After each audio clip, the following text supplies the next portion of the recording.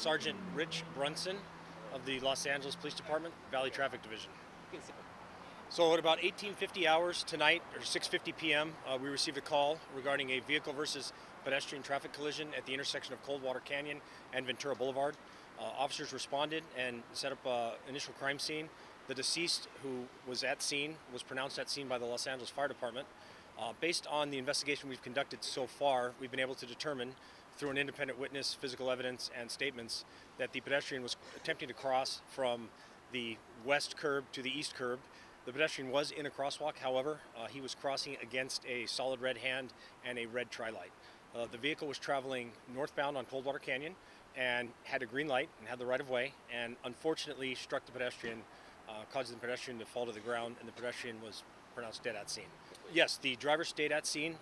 A sobriety assessment was conducted, and he was found not to be under the influence. He was licensed and insured.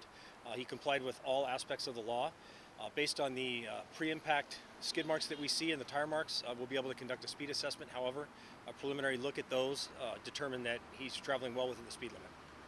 What was his demeanor like? I'm sure this is pretty hard. The demeanor of the driver? Yeah. He was very shaken up by it. Any loss of life is tragic, and when you're directly involved in it, it's hard for anybody to handle. What would you want to tell people out there, especially tonight? Especially tonight on New Year's Eve, as we're coming through a tough 2021, I would remind people to make sure they look both ways, especially at night. Use the crosswalk, obey all traffic signals.